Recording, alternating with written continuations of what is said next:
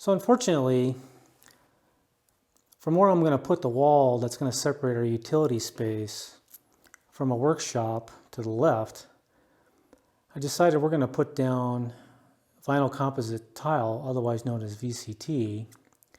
So what I discovered is I need to remove the epoxy paint. So I rented a floor grinder, concrete grinder, and I'm about to embark on this process.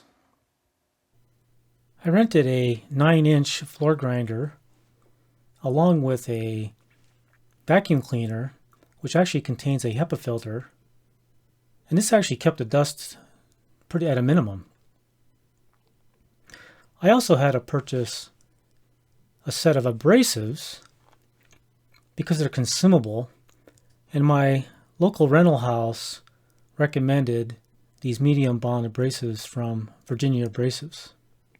So I'm about to get started on grinding my floor, and I thought I would just show the grinder, the bits that I purchased, the way these get installed. There's these little areas that are, sort of trapezoidal. As you can see the shape of them, they got these little edges.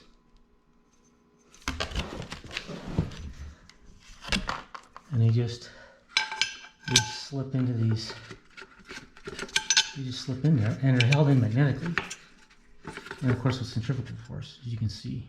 So I'm going to don my protective gear, hook up the HEPA filter, and give it a go.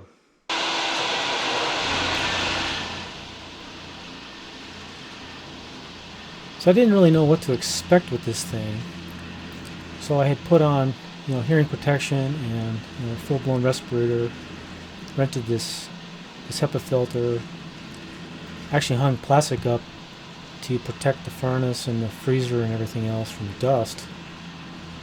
And as it turns out, this HEPA filter actually has 2 vacuum engines in it, as they call them. It does a really, really good job. And in fact, the dust in the air, you can see there isn't very much. So that vacuum cleaner really does a job. I sped this whole video up so that you don't have to suffer through the whole thing a little bit here, but I just thought I would kind of mention a few things that I learned on the way. So the one thing is that you need plenty of power to run this thing. As it turns out, you need almost a separate 20 amp circuit just for the floor grinder itself, and then another circuit to run the vacuum cleaner. I actually tripped the breaker by attempting to run both of them off the same circuit, so that's one thing that was interesting. The other thing that I learned is that the HEPA filter, the vacuum cleaner I should say, does get sort of plugged up, I guess, for lack of a better term. It's got a little mechanism on it to actually shake the particles loose. You have to shut the vacuum itself off. And what you can tell is that it starts leaving concrete dust on the floor. So when that happens, you got to just shut it down and shake that thing loose, and it works really, really good again. But if you notice, there's not a lot of concrete dust or particles on the floor being left over, or epoxy and so on. So it actually does a nice job. Now I'm just letting the weight of the grinder itself do its thing, and I'm keeping it moving at all times so that it doesn't actually want to dig down and cup the floor at all. And the other thing you'll notice is as you're going along the walls, you can't get right up against it. Now in the case of this area here, I'll be framing over the exterior anyway, so it's not a really important factor. But at the very, very end of this video, I'm actually doing a little grinding up against a stud wall that was previously installed, and I wound up leaving about, I don't know, maybe a 2-inch strip of epoxy that ultimately I had to go back and chip away manually.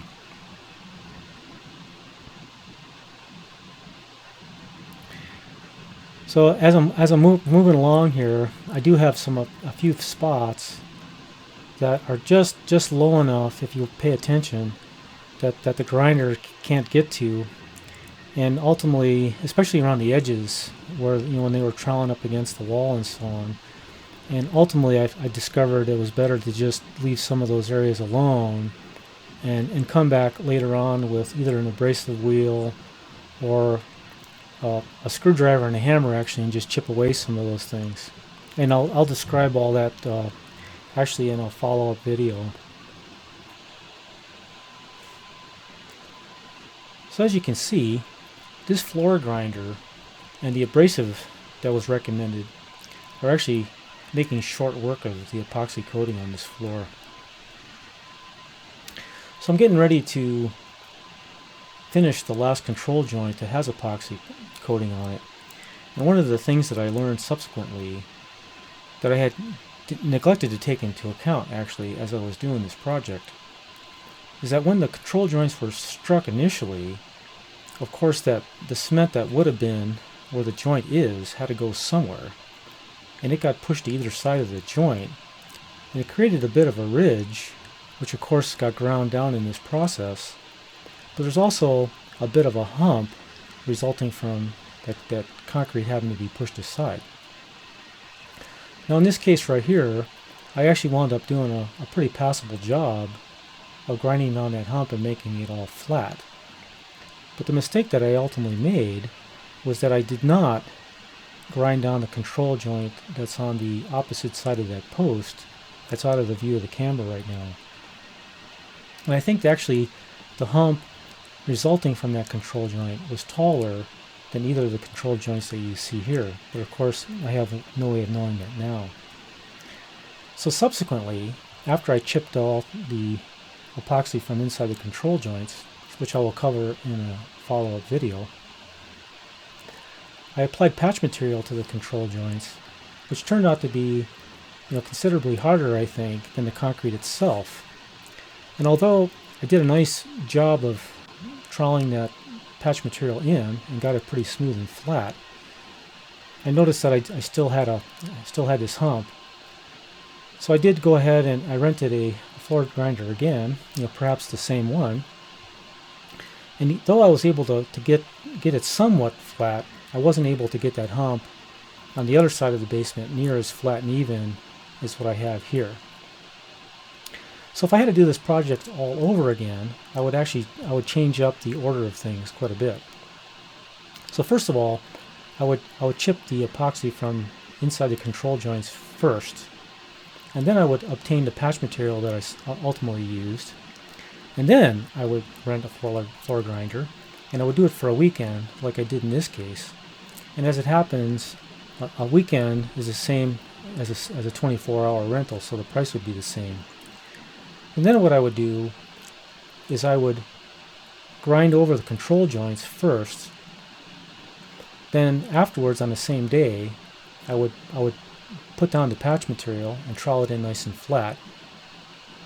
Let the patch material set up overnight, and then the next day I would go back and I would grind the entirety of the floor, the entire basement. I would just do a light grind on the non-epoxy part of the floor. I think I would actually have gotten a much better finish ultimately. It would have been much flatter and even. So hopefully that little tip will help someone that's actually taking the time to view this, and it'll be useful in the future for someone. If somehow you found this video useful at all, please give me a like below and comment either way. Consider subscribing to my channel to follow along with me as I finish my basement.